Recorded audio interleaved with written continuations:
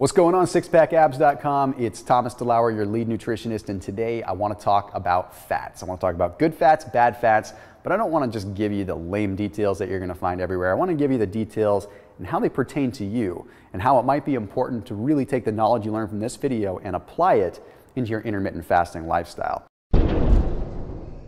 Let's talk about monounsaturated fats first. Okay? Monounsaturated fats contain one unsaturated carbon bond. Okay, so when you look at a fat, for instance, a saturated fat has all of the carbon bonds occupied, basically meaning that they're all one solid fat. That's why it's saturated. Monounsaturated means that you have one carbon bond that is unsaturated, hence the word mono. So what that ultimately means is you've got a fat that's almost a saturated fat that has a lot of the positive properties of a saturated fat, but without being saturated. Now, what this means is that it's going to be liquid when it's at room temperature, but if you were to put something like olive oil or something like avocado oil or something like many different nut oils in the fridge or chill them beyond what's normal, you might find that they start to solidify or at least get a little bit more viscous. That's because, again, they're almost a saturated fat. So again, we're talking about avocado oils, we're talking about things like olive oil, certain kinds depending on the quality, and we're talking about a lot of oils that come from things like cashews, things like almonds, and all that stuff. Now, let's talk about the facts with it and what they can do for you. So first off, let's break it down into oleic acid and palmitoleic. Oleic acid is known as omega-9. Now, omega-9 is really unique. You see, because what omega-9 does is it not only reduces blood pressure, but it also can occupy a specific part of the cell, making it so that it's extra protected. Let me start with the blood pressure thing first. Omega-9 is very, very powerful at reducing blood pressure, and it doesn't matter how old you are, this is something you should be cognizant of. It does this because it works on something known as the adrenoceptor. Now, adrenoceptor signaling is the brain's ability to communicate with the blood vessels to dilate and constrict and regulate blood pressure. Omega-9 has a massive amount of control over this adrenoceptor signaling. So high amounts of omega-9, healthy fats like avocados, are going to help your blood pressure in the long run. So much for that whole low-fat diet thing to help your heart, right? Now, the other thing that I was going to say about omega-9s is the fact they actually protect your cell membrane. You see, normally you have omega-3s and omega-6s that are protecting your cell, and that's great, they do a decent job, but omega-9s actually boot them out of the way and stand guard. And remember, omega-9s are almost like a saturated fat, so they end up being very, very strong, very, very sturdy, and they can protect the cell from a lot of different free radicals and lipid peroxidation where the cell can go sour because of bad fats. Okay, now let's talk about the next one, which is known as palmitoleic acid, also known as omega-7. See, omega-7 is very, very unique because not only does it help the body utilize fats more efficiently, it also ends up dramatically reducing insulin resistance. Now, here's the thing with insulin, especially when you're fasting, you want to make sure your insulin resistance is low. You want high levels of insulin sensitivity because that means when you do eat, your body's going to be very receptive to what you eat. Very important for when you're fasting. Now, it does this because it works directly with pancreatic beta cells. Pancreatic beta cells are what actually signal insulin in the body. So when your beta cells are not healthy, they don't work very well. And the way that omega-7s do this is they act as a protective barrier surrounding those pancreatic beta cells, making it so that they don't become toxified by the glucose.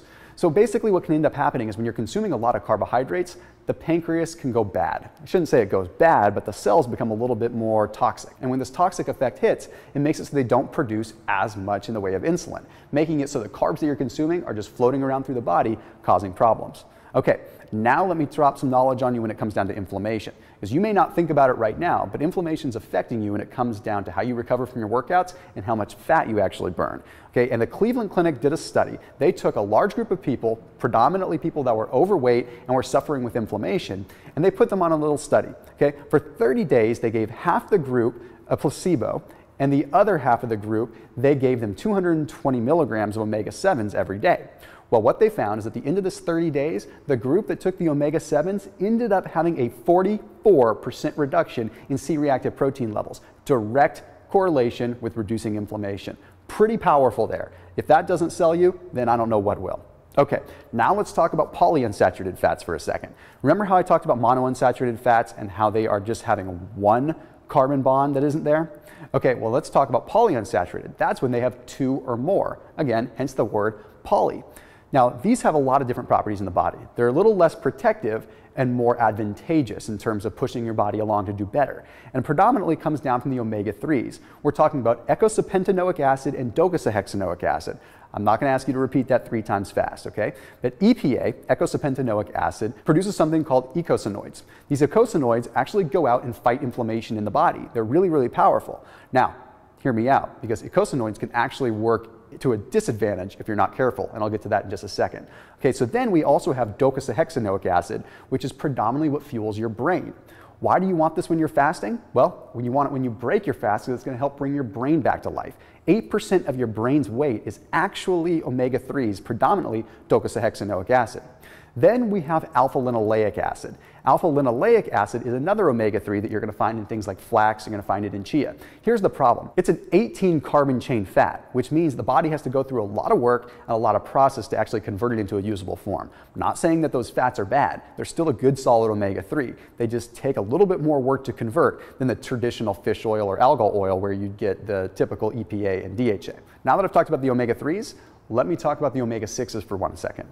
Omega-6s are the ones that you're going to find in the so-called healthy fats. The canola oil, the safflower oil, the vegetable oil. The ones that always say, hey, it's not a saturated fat, so it's got to be healthy, right?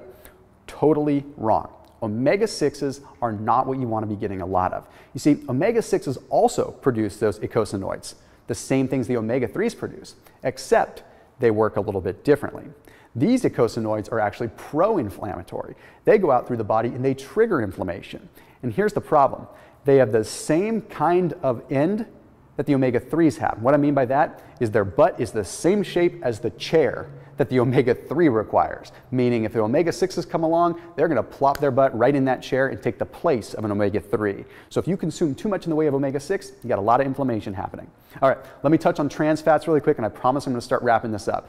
Trans fats are mechanically altered fats, period. Okay? Remember how I talked about having those multiple carbon chains that are occupied to create a saturated fat? Well, a trans fat is where you manually are adding the saturation to make it a saturated fat to make it more stable. I'm just going to give it to you the straight facts. It takes 51 days to start breaking down trans fats. The body doesn't know how to process them, and they're extremely, extremely dangerous because of that. They actually block the numbers 1 and 3 prostaglandins, which are normally the prostaglandins that go out and trigger the response to inflammation to fight it.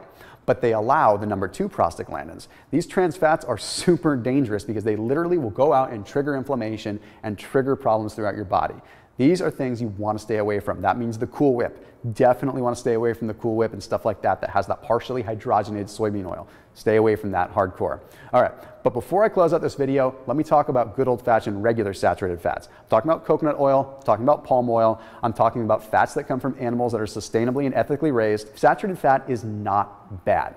Okay, and I'm going to reference one study that's going to wrap this up for you and make it a big impact. This was a large meta-analysis that took a look at 21 different studies and a collective total of 348,000 participants.